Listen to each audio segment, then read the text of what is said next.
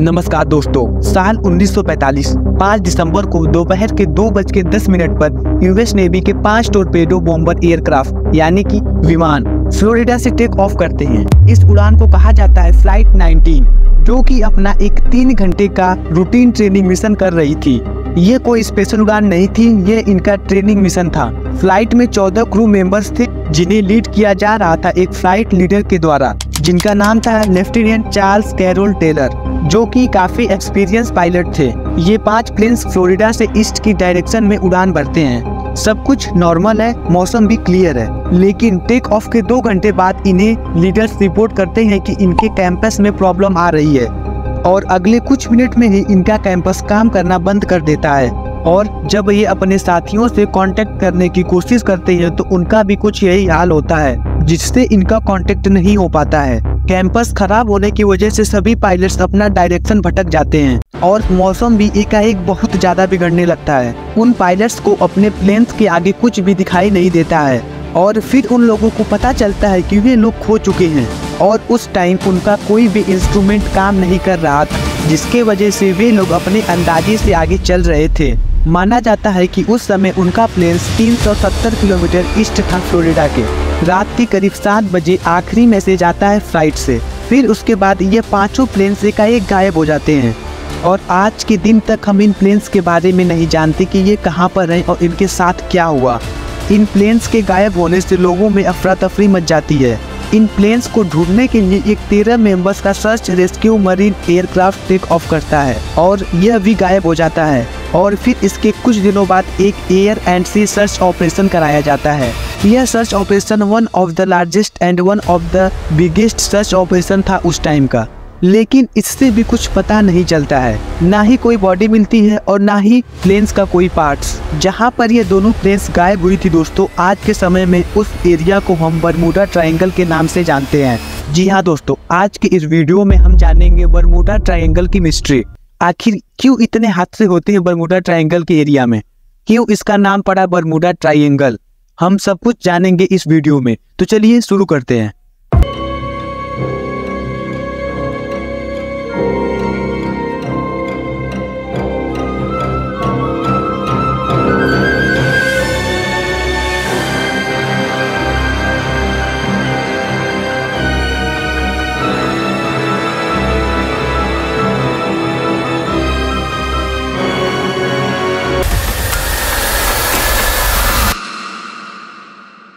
Bermuda triangle समुद्र का वो मिस्टीरियस हिस्सा है जहां बताया जाता है कि 100 से ज्यादा विमान और जहाज गए और गायब हो गए, जिनका अभी तक कोई अता पता नहीं चल सका है।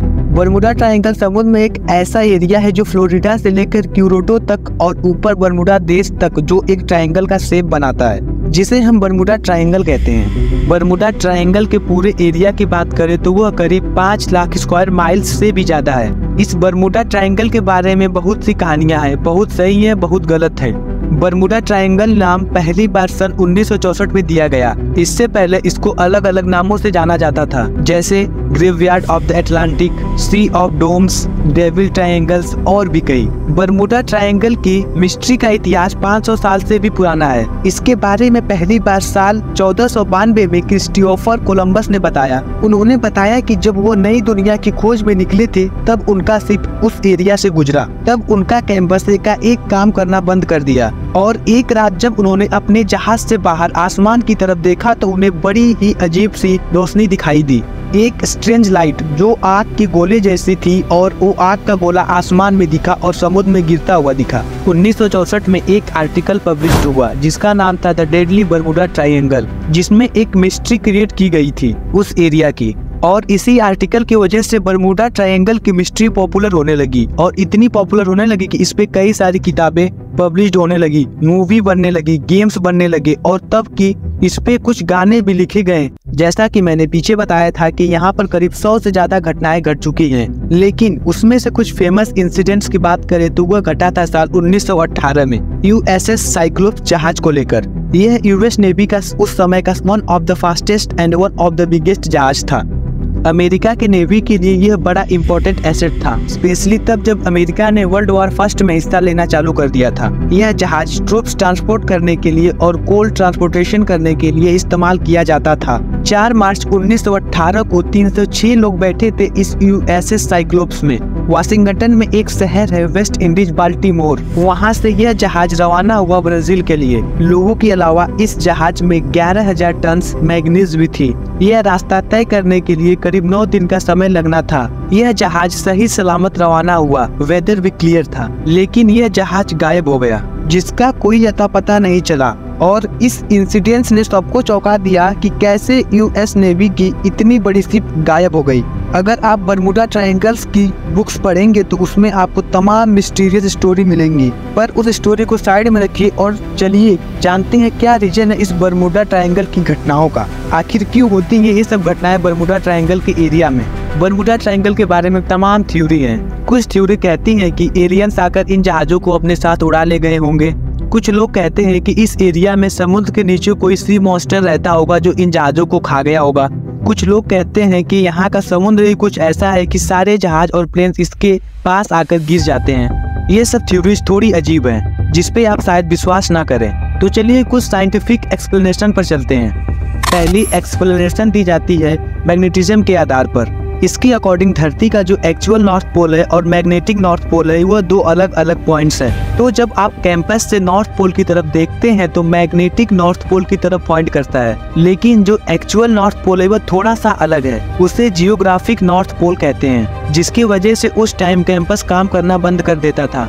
एक्सप्लेनेशन नंबर 2 यह कहती है ये जो बरमुडा ट्रायंगल का एरिया है बड़ा सैलो एरिया है। अगर आप इसे सैटेलाइट मैप से देखेंगे तो बहुत लंबे एरिया में फैला समुद्र का वह हिस्सा है जहां समुद्र गहरा नहीं है, जिसकी वजह से कहा जाता है कि जो पुराने जहाज आते थे वो वहां पर अटक जाते थे इस सैलो वाटर की वजह से। इसी एरिया में हिडन सोल्स कुछ ऐसे पॉइंट्स होते थे समुद्र के अंदर जहां मिट्टी ज्यादा उभर कर आती रहती है जो दिखती नहीं है। तो जब जहाज वहां पर जाते हैं तो वह मिट्टी दिखती नहीं थी, जिसकी वजह से वो अटक जाते थे। इन सभी एक्सप्लेनेशन में दोस्तों किसी भी घटना का कंफर्मेशन नहीं है कि इन्हीं सब चीजों की वजह से वो सारी घटनाएं हुई हैं। बरमुडा ट्रायंगल पर काफी रिसर्च करने पर लोगों ने बताया कि यह आम बात है समुद्र में घटनाओं का होना। बरमुडा ट्रायंगल कोई इतनी बड़ी मिस्ट्री नहीं है, बस लोगों ने इस प्लेस को ज्यादा अटेंशन देने की वजह से यह ज्यादा मिस्टीरियस लगने लगा। कुछ साइंटिस्ट के अकॉर्डिंग समुद्र में ऐसे भी कई जगह है जहाँ पर बरमुडा ट्रायंगल से ज्यादा घटनाएं घटी हैं।